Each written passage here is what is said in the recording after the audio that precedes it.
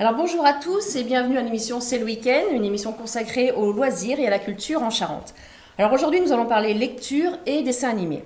Alors lecture d'abord avec nos trois invités, Pascal Dulondel, donc vous êtes le directeur de la librairie Cosmopolite au Champ de Mars à Angoulême, mais là vous êtes venu avec votre casquette d'organisateur du Salon du Livre, donc président de l'association Cosmopolite, qui a réussi à faire venir une centaine d'auteurs à Franquin.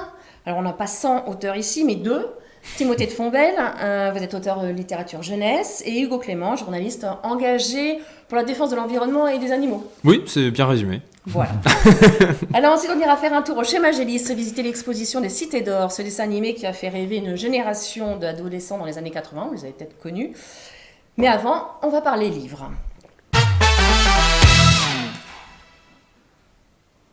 Alors, le Salon du Livre a commencé hier soir, c'était sur la scène du théâtre d'Angoulême. On y était, on va pouvoir voir quelques images. Il y avait Grand Corps Malade et Ben Mazué. Alors, les deux artistes étaient sur la scène du théâtre, mais pas pour chanter cette fois, mais pour lire des extraits de leur correspondance née pendant le confinement. Alors ça, c'était hier soir, et puis ce soir, c'est vous, Hugo Clément, qui continuez avec une rencontre à Franquin à 19h, avec une rencontre en public, donc. Mais Pascal Dulondel, je me tourne vers vous pour que vous nous expliquiez, pendant 2 jours, samedi et dimanche, donc je le disais, il y a 100 auteurs, une centaine d'auteurs qui seront comme ça disponibles, enfin en tous les cas pour discuter avec le public. Qu'est-ce qu'on va faire, qu'est-ce qu'on va voir, qu'est-ce qu'il ne faut pas rater pendant ces 2 jours au Salon du Livre? En fait, dès 10h, dès qu'on va ouvrir les portes, il va y avoir une succession d'événements. Je parle des rencontres, parce qu'il y a plus d'une vingtaine de rencontres de programmées. L'idée, c'est quoi? C'est vraiment de faire la fête du livre. Et pour nous, la fête du livre, c'est de mettre en permanence en rapport l'auteur avec ses lectrices, ses lecteurs.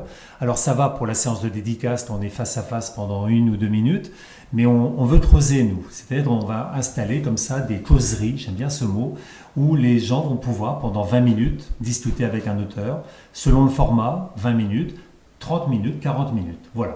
Donc c'est un petit peu le programme, mon fil rouge, évidemment, donc des dédicaces en permanence, et puis surtout 3 plateaux totalement différents. Un village jeunesse, où là il va y avoir les animations qu'on peut imaginer, le maquillage, des ateliers de collage, etc. Et bien sûr des rencontres également avec des auteurs jeunesse et young adultes. Un endroit BD, on est quand même dans la capitale, donc on a 25 auteurs BD, souvent des locaux, parce que je salue toujours le travail qui est fait ici, on est une vraie pépinière. Et bien sûr, dans la salle Iribe et Buñuel, dans le sous-sol de l'Espace Franquin, là c'est 80 auteurs en littérature, mais pas que. L'idée c'est que vraiment on ait tout l'arc-en-ciel des lecteurs. Ça va d'un adolescent qui va être content de voir un mentaliste, mais aussi des historiens, mais aussi des choses graves et puis des choses légères également. Voilà, c'est de faire un intérêt constant. Et j'ai souvenir qu'il y a 3 ans, donc la dernière fois qu'on a pu le faire en vrai, avant nos épisodes du Covid, les auteurs nous disaient « Mais quel bonheur que les gens viennent nous dire « Vous pouvez nous raconter votre livre, raconter votre histoire ».